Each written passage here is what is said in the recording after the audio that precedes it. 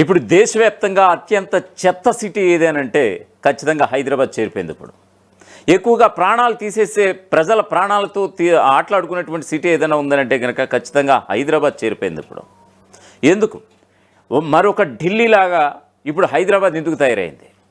ఇక్కడ బతకాలంటేనే చాలామంది బతుకు జీవుడు అంటూ నెట్టుకొస్తున్నట్లుగా అనేక సర్వేలు తేల్చి చెప్తున్నాయి. ఉదాహరణకి ఒకప్పటికి ఇప్పటికీ గత 10 ఏళ్ల విషయంలో కనుక హైదరాబాద్ని మనం ఒక ప్రామాణికంగా ఒకసారి తీసుకుంటే కనుక సుమారుగా 1 కోటికి పైగా హైదరాబాద్ నగర వ్యాప్తంగా 4 వీలర్స్ కావచ్చు, 2 వీలర్స్ కావచ్చు, బైక్స్ కావచ్చు, వాటెవర్ ఇన్ని వాహనాలు.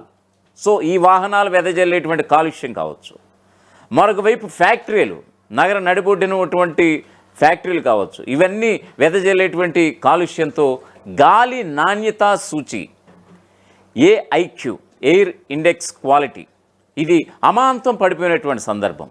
ఇది మొన్నటి వరకు దేశవ్యాప్తంగా చూసుకుంటే కనుక ఢిల్లీలో ఎయిర్ ఇండెక్స్ సూచి మీద ఆల్రెడీ అక్కడ ఎప్పటికప్పుడు మేనిఫెస్టోలు, అంటే ఏదైనా అక్కడ ఒక పార్టీ రావాలి అని అంటే కనుక అక్కడ గాలి నాణ్యత పైన ఖచ్చితంగా మేనిఫెస్టోలో ఒకటి రూపొందించుకుని అక్కడ ప్రజల మన్ననలు పొంది అక్కడ అధికారంలోకి వచ్చినటువంటి సందర్భాలు అయితే చాలా చూస్తూ ఉన్నాం.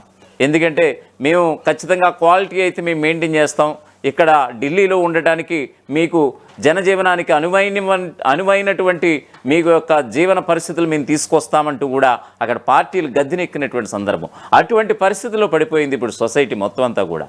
సో ఢిల్లీ తర్వాత ఇంకా వేరే నగరం ఏదైనా ఉంది అని అనుకుంటున్నారు చాలామంది. కాదు, అంటే వేరే నగరం మీన్స్ ఎక్కడైనా యూపీ లాంటి ఒక ఏరియాలో మళ్ళీ ఉండే అవకాశం ఉందనంటే కనుక లేదు. సౌత్ ఇండియాలోనే హైదరాబాద్లోనే, అది కూడా అత్యంత చెత్త సిటీకి ఇప్పుడు హైదరాబాద్ రికార్డులకు ఎక్కేసింది.